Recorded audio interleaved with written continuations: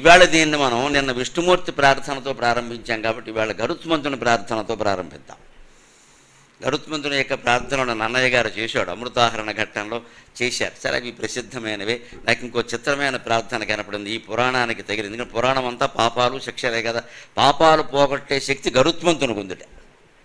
గరుత్మంతుని రెక్కల చప్పుడు గుందుట. రాబందుల రెక్కల చప్పుడు అని మహాకవి శ్రీశ్రీ అంటాడే, అలాగే గరుత్మంతుని రెక్కల చప్పుడుకి మన పాపాలు పోగొట్టగలిగే శక్తి ఉందట. ఆ మాట ఎవరు చెబుతారు అంటే శశాంక విజయం అని ఒక కావ్యం ఉంది, తారా శశాంక విజయం. శేషం వెంకటపతి అని రాస్తాడు ఆయన. అందులో ఒక సందర్భంలో గరుత్మంతుని స్తుతిస్తూ ఓ పద్యం చెబుతాడు. చలిత స్వర్ణ తుషారరోప్య నగముల్, చలిత స్వర్ణ తుషారరోప్య నగముల్, సంక్షోభితంబోధముల్, సంక్షోభితంబోధముల్, ఫలదాశాని కురుంబముల్, పరిలుటద్ బ్రహ్మాండముల్, ఫలదాశాని కురుంబముల్, పరిలుటద్ బ్రహ్మాండముల్, సైకత స్థలిత అంభోనిధి గర్తముల్, సైకత స్థలిత అంభోనిధి గర్తముల్, ఘమ ఘమ త్రయ్యంత గ్రంథములౌ, ఘమ ఘమ త్రయ్యంత గ్రంథములౌ, పులుగున్రాయని రెక్క మొక్క గములు, పులుగున్రాయని రెక్క మొక్క నికురంబుల్, పాపు పాపౌఘముల్, పులుగున్రాయని రెక్క మొక్కని కురంబుల్, పాపు పాపౌఘముల్. గరుత్మంతుని యొక్క రెక్కలని వర్ణిస్తున్నాడు ఇక్కడ. గరుత్మంతునికి విష్ణుమూర్తికి వాహనమయ్యేంత యోగం ఎందుకు పట్టిందండి? మనం ఒక చిన్న లారీ మీదో, ట్రక్కు మీదో, వ్యాన్ మీదో, లేకపోతే మన బండి మీదో ఓ దేవుడి విగ్రహాన్ని ఊరేగింపుగా తీసుకెళ్లే అవకాశం వస్తేనే నా పుణ్యం పుచ్చింది అంటాం కదా. శాశ్వతంగా విష్ణుమూర్తికి వాహకంగా ఉన్నాడే గరుత్మంతుడు, శాశ్వతంగా శివుడికి వాహనంగా ఉన్నాడే నందీశ్వరుడు, శాశ్వతంగా అమ్మవారికి వాహనంగా ఉందే సింహం, శాశ్వతంగా వినాయకుడికి వాహనంగా ఉందే ఎలక. అవంత పుణ్యం చేసుకున్నాయి. అవి పుణ్యాలు చేయలేదు, త్యాగం చేసే. త్యాగం పుణ్యం కంటే గొప్పది. మనం ఎంతసేపు పుణ్యమని పట్టుకెడుతున్నాం. ఇక్కడ పుణ్యం వేరు, త్యాగం వేరు. మనం పుణ్యం అంటే మన దృష్టిలో ఏమిటంటే ఏదో పుణ్యక్షేత్రానికి వెళ్ళడం, దర్శనం చేసుకోవడం, అక్కడ స్నానం చేయడం, దీనివల్ల దీనికే మనం ఆశపడతాం. ఇక్కడ కోటి పుణ్యక్షేత్రాలు తిరిగినా రానటువంటి పుణ్యం ఒక అనాథ ప్రేతాన్ని దహనం చేస్తే వస్తుంది. అది వేళ ప్రధానాంశం విషయంలో. అనాథ ప్రేత సంస్కారాత్ కోటి యజ్ఞ ఫలము లభేత్ అంటారు గరుడ పురాణంలో ఉన్నమాట. ఒక అనాథ ప్రేతం, ఎవ్వరూ పట్టించుకోనటువంటి శవాన్ని, కులమత భేదం, స్త్రీ పురుష భేదం ఏమీ లేకుండా అదేమిటి అలా వీధిలో వదిలేశారు? ఏమో వాళ్ళంతా ఆ గొడవ నాకెందుకు, బంధువులో మిత్రుడు, నేనున్నాను కదా, నేను మనిషినే కదా, నాలాంటి మనిషే కదా, రేపు నాకు ఈ గతే పట్టచ్చు అని తనోళ్ళని పోగేసి చందా వేసుకుని అనాథ ప్రేతాన్ని తీసుకెళ్ళి ఎక్కడో అక్కడ ప్రజలకు ఆరోగ్యపరమైన ఇబ్బంది లేకుండా దహన కార్యక్రమం నిర్వర్తిస్తే కైలాసంలోకి మొట్టమొదటి ప్రవేశం వాడికే ఉంటుంది. శివుడు స్వయంగా స్వాగతం చెబుతాడు. అది మన పురాణాల విశిష్టత. పుణ్యానికి ప్రాధాన్యం ఇవ్వలేదు, జ్ఞాన త్యాగానికి ప్రాధాన్యం ఇచ్చారు. మనం ఇవాళ ఎంత దారుణమైన స్థితిలో ఉన్నామంటే అనాథలు, ప్రేతాలు, సంస్కారాలు పక్కనట్టండి. అసలు ఎవరింట్లోనైనా ఎవరైనా పోయారు అంటే వాళ్ళ ఇంటికి వెళ్ళడానికే మనం భయపడిపోతున్నాం. వెళ్ళకూడదు, మంగళవారం, శుక్రవారం పొద్దుపోయింది, ఎన్ని వంకలు ఎగ్గొట్టేయడానికి. అదే వాళ్ళ ఇంట్లో పార్టీ ఉందనుకోండి, మనకు శుభలేఖ పంపకపోయినా వెళ్ళిపోతాం. ఎందుకంటే పెద్ద హోటల్లో, అశోక హోటల్లో పెట్టారు, చాలా బాగుంటుంది. మనకు పిలవకపోవడం ఏంటి? మా వెలువిడిచిన మేనమావ, తోడుళ్ళు, తమ్ముడు, కొడుకు, లెక్కల ట్యూషన్ చెప్పిన మేస్టార్కి సాక్షాత్తు బావమరిదే, ఎంత దగ్గర చుట్టరకమో, వెళ్ళిపోతాం అక్కడికి. వాళ్ళు నేను పిలవలేదు, సిగ్గులేదు వెళ్ళడానికి. ఎందుకంటే వాళ్ళు డబ్బున్న వాళ్ళు, వాళ్ళు నాయకులు, వాళ్ళు పుణ్యాత్ములు కాదు, నాయకులు, డబ్బున్నవాళ్ళు, వెళ్ళిపోతాం. ఈ పోయిన వాళ్ళు ఉన్నారే, వాళ్ళు మనకు దగ్గర బంధువులైనా సరే వాళ్ళ దగ్గర డబ్బు లేదు, వాళ్ళకి ఏం పదవులు లేవు, వెళ్ళాం. పైగా వాళ్ళ ఇంట్లో ఏమిటో మొదటి నుంచి అన్నీ అంతే. ఇది ఒక దురదృష్టం. ఇక్కడ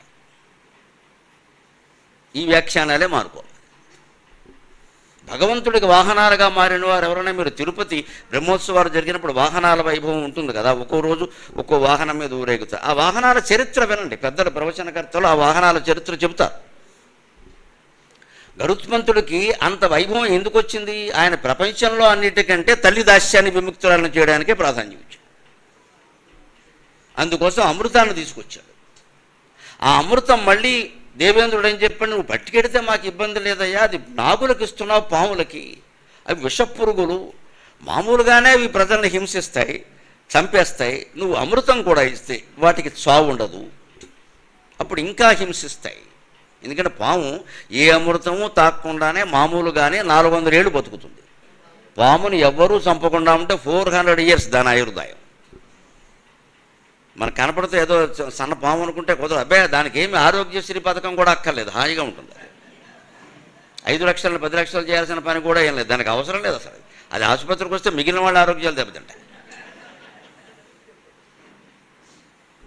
400 ఏళ్ళు బతుకుతుంది. కాకి అండి తుఫాన్ రాకపోతే 100 ఏళ్ళు బతుకుతుంది. కాకిని చిరంజీవి అంటారు, సంస్కృతంలో మాట అది. చిరంజీవి అంటే కాకి, అమరకోశంలో ఉంటుంది. తుఫాన్ వస్తే కాకి బాణం వేస్తే చచ్చిపోతుంది. కాకుల కోసం బాణం వేసేవాళ్ళు ఇంకా పుట్టలేదు, కాకి మాంసం తినేవాళ్ళు లేరుగా. అందుకే కాకి అలా సావదు. హింసలో ఎప్పుడు కాకి సావదు, సాధారణంగా బతుకుతుంది. కాకి మరణం ఏదో ఒకటి ఉండాలిగా, తప్పదు. హిరణ్యకశిపుడు కూడా మరణం ఉంది, రావణాసురుడికి ఉంది, కాకి లేకపోతే ఎలా? కాకి దేవుడు ఏం మరణం పెట్టంటే తుఫాన్ వస్తే కొన్ని 100 కాకులు చచ్చిపోతాయి. ఆ గాలి కూడా పడదు వాటికి. మామూలుగా గాలి వీచినంతకాలం 100 ఏళ్ళు బతుకుతాయి. ఒక కాకి ఏ తుఫాను రాకపోతే 100 ఏళ్ళు బతుకుతుంది. పామును ఎవరు ప్రత్యేకించి చంపకపోతే 400 ఏళ్ళు బతుకుతుంది.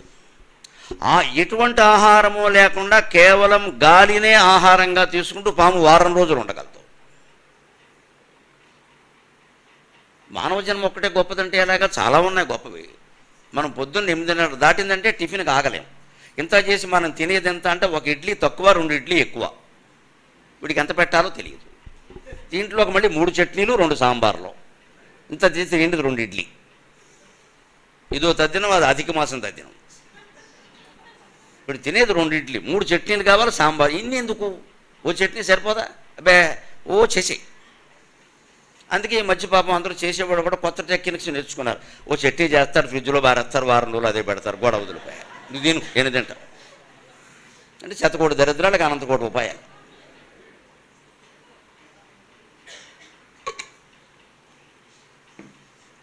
మరి రోజు 3 చట్నీలు ఎవడ చేస్తాడు వీడికి? మనమెంత, మన బతుకులెంత, మన ఆయుర్దాయాలు ఎంత అండి? ఊరికే లెక్కలేసుకుంటూ కూర్చుంటాం ఇక్కడ. ఒక పాము ఆయుర్దాయం ముందు, ఒక చీమ ఒక కాకి ఆయుర్దాయం ముందు మనం ఎంత అసలు? అంటే ఆయుర్దాయం గురించి ప్రయత్నం చేయొద్దు, అది పెద్ద విషయం కాదు. ఇది బతికి చేసేది. పాము ఏం చేసింది, కాకి ఏం చేసింది, మనం అంతే. గరుత్మంతుడిలా బతకాలి, కాకిలో కాదు. ఆయన రెక్కరేలా విధులిస్తే చలిత స్వర్ణ తుషార రౌప్య నగముల్.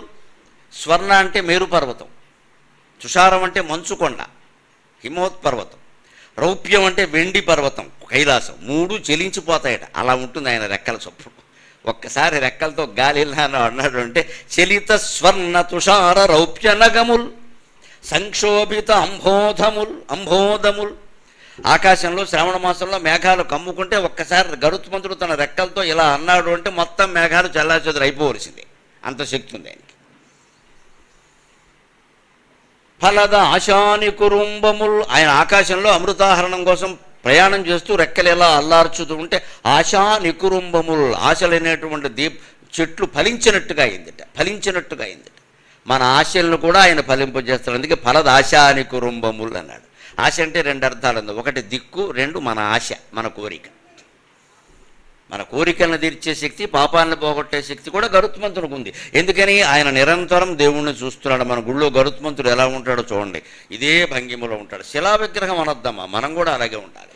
శిలా విగ్రహం కాబట్టి ఉంటున్నాడు ఆయన, కాబట్టి ఉంటున్నాడు, మనం కాదు. మన మానవులం 1/2 గంట ఉండండి చాలు, ఈ లోపు గోకేయవలసింది, తప్పదు. మనం గోకపోయినా ఫోన్ గోకేస్తుంది పక్కన. కాలు లేకపోయినా బతకగలం, కానీ కాలు రాకపోతే బతకలేం. మనం కాలు లేకపోతే బతకచ్చు, కాలు రాకపోతే బతకదు. ఎప్పుడు కాల్ చేయకపోతే నాకెప్పుడు ఫోన్ చేస్తాడు, నీకు నష్టం ఏంటి? ఇప్పుడు ఎవరు ఫోన్ చేయకపోతే అదృష్టం కదా. మనం మనకు తేట లోపల మాట్లాడాలి ఏదో ఒకటి. వాడు చేయకపోతే మనమే చేసేస్తాం. అంచేత కాలు లేకపోయినా బతకచ్చు, కానీ కాలు రాకపోతే బతకలేం మనం. అరగంట సేపు కాల్స్ రాలేదనుకోండి, మాటిమాటికి ఇలా చూసేసి దాంట్లో ఏదో కెలికేసి, ఇది ఒక దుర్వ్యసనం అయిపోయింది బాగా. దానికి పరిష్కారం ఏంటంటే మౌనం అలవాటు చేసుకోవాలి. కావాలనే ఫోన్ కట్టేయాలి, అవసరమైతే తప్ప ఆన్ చేయొద్దు దాన్ని. ఒక ఇల్లాలు వంట చేస్తుంది, ఫోన్ పని ఏంటి? వంట అయిపోయే వరకు ఫోన్ కట్టేయాలి. 23 గంటలు కట్టేస్తున్నాను నేను ఫోను, భగవత్ సాక్షిగా చెబుతున్నాను. 4 to 5 తప్ప ఫోన్ పని చేయదు. దేవేంద్రుడు చేయని మాని నాకు అనవసరం, నాకు అక్కర్లేదు కార్యక్రమాలకు. అవసరం వాళ్ళు పెట్టించుకుంటారు, వాళ్ళు అవసరం వాళ్ళు చేసుకుంటారు, మానేస్తారు. ఇదే వైరాగ్యం. ఉండొచ్చు, ఏం పర్వాలేదు, నాకు ఏ లోటు లేదండి. చూడండి, హాయిగా కంకణాలు ఉన్నాయి, ఇంకా గండపిండేరం కూడా ఉంది, వేసుకురాలేదు నేను. ఉన్నాయి, చాలా ఉన్నాయి, నాకు ఏ లోటు లేదు. డబ్బుకు లోటు లేదు, బంగారానికి లోటు లేదు. పిల్లలు ఉద్యోగాల్లో స్థిరపడ్డారు సుఖంగా. ఇటీవల చిన్న అబ్బాయికి సెంట్రల్ యూనివర్సిటీలో ప్రొఫెసర్ ఉద్యోగం వచ్చింది. నాకు అన్ని బాధ్యతలు తీరిపోయినాయి, పిల్లలు స్థిరపడిపోయారు.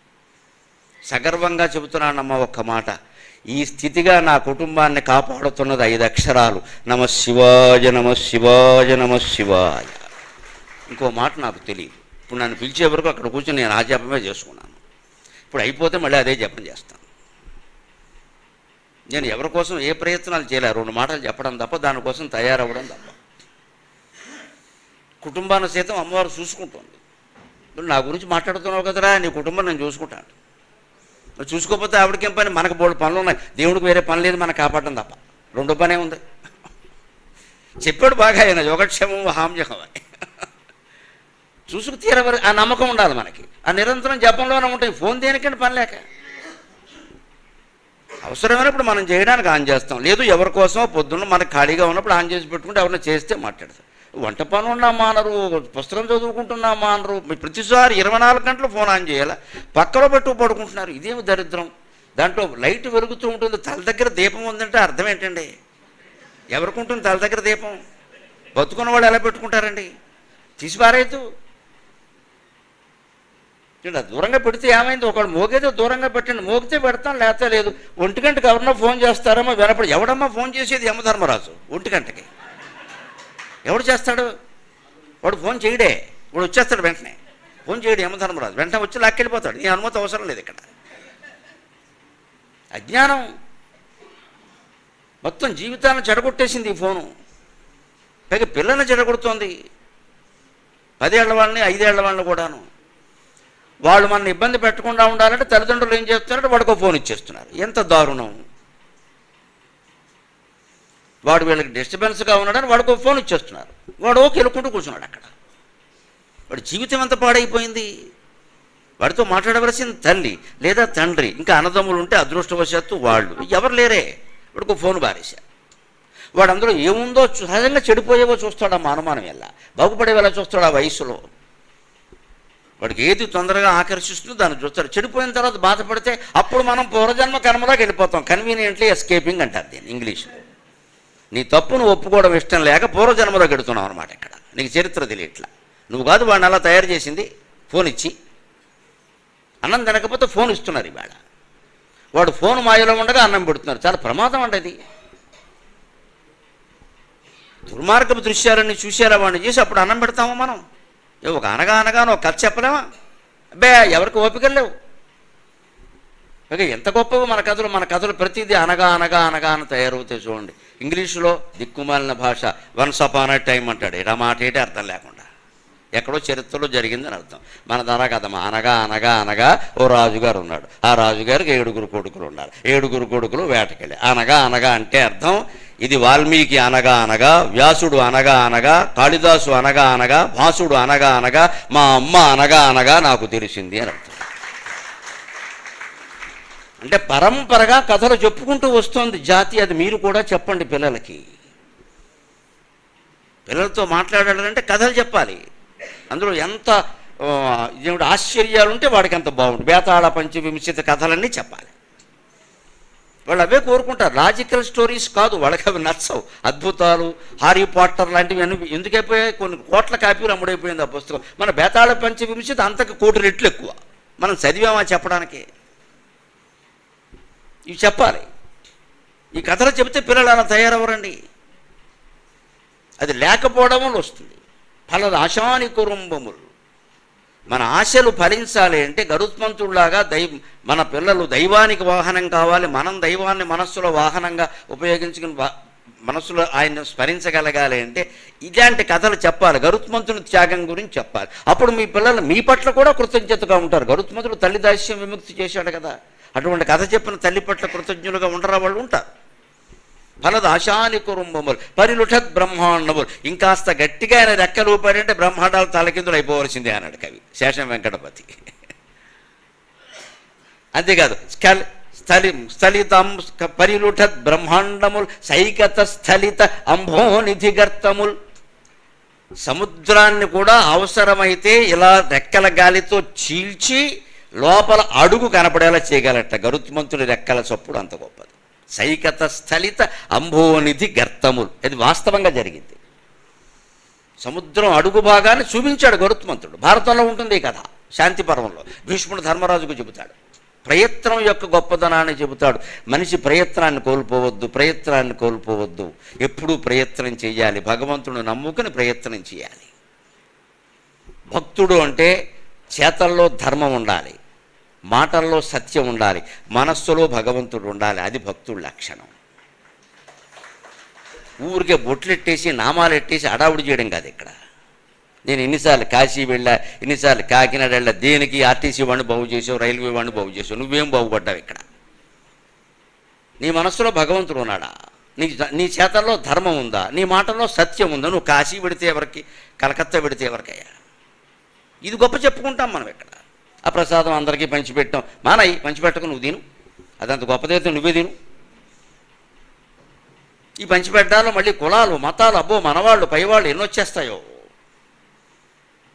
ఎందుకు ఈ అహంకారం అంతా ఇక్కడ? ఎవరు తెమ్మన్నారు, ఎవరు పంచిపెట్టమన్నారు? ఎందుకు పంచిపెట్టాం? ఏదో వస్తువు తేవడం, ఎక్కడి నుంచో తేవడం, దాన్ని గొప్ప చెప్పడం తప్పితే మనం ఏం ఆలోచిస్తున్నాం, మనం ఏం చేస్తున్నాం, ఈ ఆలోచన లేదండి.